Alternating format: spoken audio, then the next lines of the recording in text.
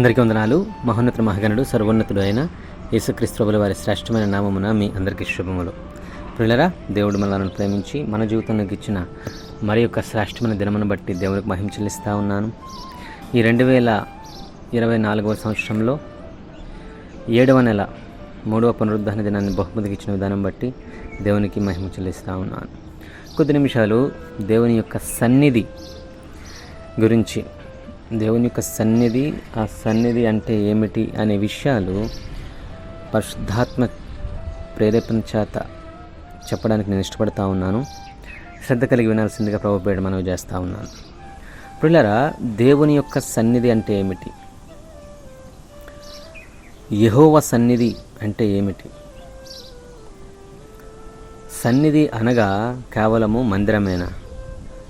సన్నిధి అంటే దేవుడు మనతో ఉన్న ఆ సమాధానకరమైన సహవాసం. నువ్వు దేవునితో ఎంతగా ఉంటావో ఆయన సన్నిధిని అంత అనుభవిస్తావు. ఆయన నీతో మాట్లాడుటకు, ఆయన నీతో ముచ్చటించి అనేక విషయాలు చెప్పి నిన్ను సరిచేసి, నిన్ను బలపరిచి, నిన్ను ప్రోత్సహించి, అనేకులకు మేలుకరముగాను, అనేకులకు మాదిరికరముగాను, అనేకులకు ఉపయోగకరముగాను నిన్ను నిలబెట్టాలనే ఆశతోనూ లేదా ప్రణాళికతోనూ నిన్ను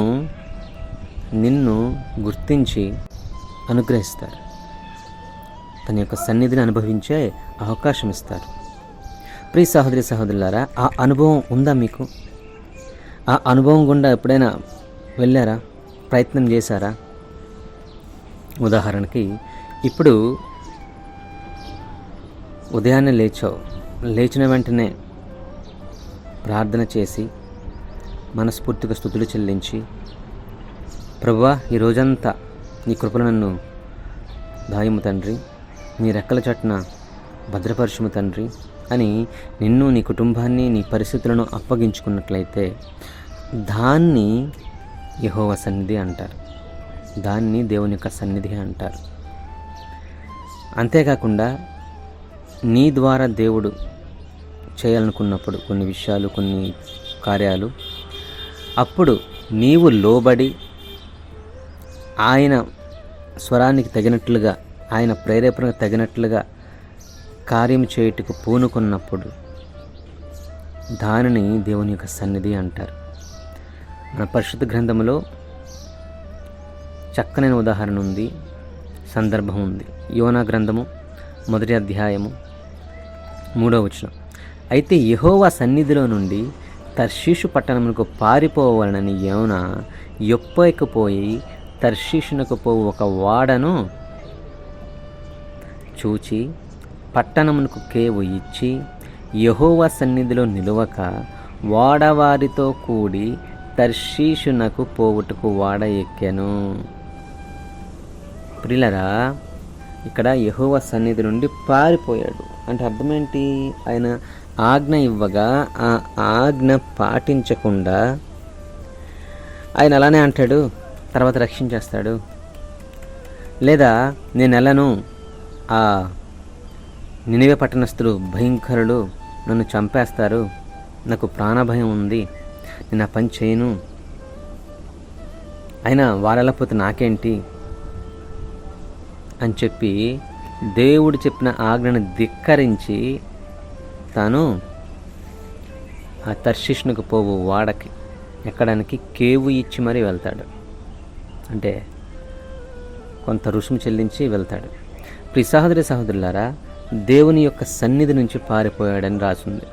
అంటే దేవుని యొక్క ప్రణాళికలో ఉండకున్నా, ఆయన ఆజ్ఞ పాటించకున్నా, ఆయన చిత్తం చెయ్యకున్నా, ఆయన వాక్యం ఎరిగిన వారిగా, ఆయన యొక్క ప్రణాళిక తెలిసిన వారిగా మనము ఏది చెయ్యకుంటే దాన్ని ఆయన సన్నిధి నుంచి పారిపోవడమే అంటారు. అట్లా చేయడం ద్వారా నష్టాన్ని కొని తెచ్చుకునే వారిగా మనం ఉంటాం. చూడండి తర్వాత ఏం జరిగిందో 10వ వచనంలో. తాను యెహోవా సన్నిధిలో నుండి పారిపోవుచున్నట్టు అతడు ఆ మనుష్యులకు తెలియజేసి ఉండిన గనుక వారా సంగతి తెలుసుకొని మరింత భయపడి నీవు చేసిన పని ఏమని అతను అడిగిరి. అంతేకాకుండా ఆయన అంటాడు, ఈ వాడ మునిగిపోకుండా ఉండాలంటే మీరు వాడలో ఉన్న సామాన్లు కాదు, నన్ను మీరు సముద్రంలో పడేయండి అని చెప్పి తనను తాను నాశనం చేసుకోవడానికి అప్పగించుకుంటాడు. కానీ ప్రియులారా, దేవునికి ప్రణాళిక ఎంత గొప్పది అని అంటే, తాను అప్పగించుకున్నా సరే తనలో ఉన్న విశ్వాసం ఏంటి? దేవుడు నిజంగా నేను దేవునికి అవసరమైతే తను రక్షించుకుంటాడులే, విశ్వాసం.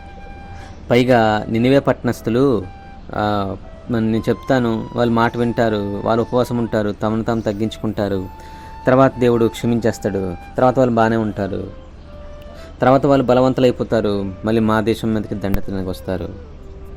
No no no no no no సొంత ఆలోచన. కానీ దేవుని మీద ఎంత విశ్వాసమో చూడండి, దేవుడు రక్షిస్తాడని ఎంత ఆలోచన చూడండి, దేవుడు మరలా తన ప్రణాళికలో కాపాడుతాడని ఎంత విశ్వాసమో చూడండి. తనను తాను అప్పగించుకున్నప్పటికీ దేవుడు రక్షిస్తాడనే విశ్వాసం. ప్రియ సహోదరి సహోదరులారా, మరి మన యొక్క సమస్యల నుంచి విడిపించబడాలని, మన యొక్క దుస్థితి ఏదైతే ఉందో, దౌర్భాగ్య స్థితి ఏదైతే ఉందో, దాని నుండి దేవుడు రక్షిస్తాడు అనే నిరీక్షణ విశ్వాసము ఉందా? లేదా నువ్వు కూడా ఆయన సన్నిధిలో నుండి పారిపోతున్నావా? ఆయన ప్రణాళికల నుంచి పారిపోతున్నావా? ఆయన ఉద్దేశాల నుంచి పారిపోతున్నావా? నష్టం కొని తెచ్చుకుంటావు సమీ. అక్కడ యోన మరణపు అంచుల దాకా వెళ్తాడు. చేప మింగేస్తే ఆ చేప కడుపులో ఉన్న టెంపరేచర్కి నేను నరకాన్ని చూశాను అంటాడు. నరకపు అంచుల దాకా వెళ్ళొచ్చాను అంటాడు. ప్రియ సహోదరి సహోదరులారా, దేవుని యొక్క సన్నిధి నుంచి పారిపోతే బహుశా అటువంటి శ్రమల గుండా వెళ్ళాల్సి వస్తుందేమో, అటువంటి పరిస్థితుల గుండా వెళ్ళాల్సి వస్తుందేమో. పారిపోవద్దు. ఆయన సన్నిధిని గోజాడు. అంటే చర్చి గోజాడమని చెప్పట్లా, 10 మంది కూర్చొని ఆరాధన చేసే స్థలాన్ని గోజాడమని చెప్పట్లా. అది ఎలాగూ చెయ్యాలి, అది చేయాల్సిందే. కుదిరినప్పుడు పునరుద్ధాన దినము, కుదిరినప్పుడు ఎక్కడున్నా ఏ చోటనున్నా దేవునికి సన్నిధి అనుభవించే గొప్ప ధన్యత దేవుడు మనకి ఇచ్చాడు. ఒకప్పుడు ఇశ్రాయేల్ ప్రజలు మోషే నియమించినటువంటి ఆ ప్రత్యక్ష గుడారం చుట్టూ వేచి ఉండేవారు. ధర్మశాస్త్రం చదివేంత వరకు వేచి ఉండేవారు, నిలబడి ఉండేవారు. తర్వాత దేవుని యొక్క స్వరం ఏంటని కనిపెట్టేవారు, వినేవారు, దాని ప్రకారం చేసేవారు. ఇప్పుడు దేవుడు మనకి కృపాకాలమున యేసుక్రీస్తు ప్రభువు వారిని పంపించి మన పైన ఉన్న పాపములన్నీ కొట్టివేసి గొప్ప విడుదలనిచ్చి, మీరే నా ఆలయము, మీలోనే నేను ఉంటాను, మీ ద్వారా నేను సంచరిస్తాను, మీ ద్వారా గొప్ప కార్యాలు చేయాలని నేను ఇష్టపడుతున్నాను అని చెబితే, దేవుడే మనకు అవకాశం ఇస్తే దాన్ని మనము ఎంత నిర్లక్ష్యం చేస్తున్నాము అంటే, ఎంత దుర్వినియోగం చేస్తున్నాము అంటే నేను ప్రత్యేకం చెప్పక్కర్లేదు, మీకు మీరే ప్రశ్నించుకోండి. ప్రియ సహోదరి సహోదరులారా, ఏం చేస్తున్నాం? దేవుని యొక్క సన్నిధి అనుభవిస్తున్నామా? అంటే ఆయన ఆజ్ఞను పాటిస్తున్నామా? ఆయన చెప్పిన పని చేస్తున్నామా? ఆయన వాక్యం ఏదైతే ఉందో దాన్ని పాటించుటకు ప్రయాసపడుతున్నామా? చూడండి, యోన 2వ అధ్యాయం 4వ వచనం అంటాడు, నీ సన్నిధిలో నుండి నేను వెలివేయబడినను నీ పరిశుద్ధాలయము తట్టు మరలా చూచెదననుకుంటేనని చెప్పి నువ్వు నేను అనుకొని ఆయన తట్టు తిరిగితే రక్షించుటకు నేను ప్రకటిస్తున్న దేవుడు సిద్ధహస్తుడు. నిన్ను నన్ను రక్షించుట కొరకు సిలువ వేయబడిన ఆ యేసుక్రీస్తు ప్రభుల వారు సమర్థులు. ప్రయత్నం చేద్దామా? ఆయన సన్నిధికి వెళదామా? అస్సలు మిస్ చేసుకోకండి, అస్సలు అవకాశాన్ని వదులుకోకండి.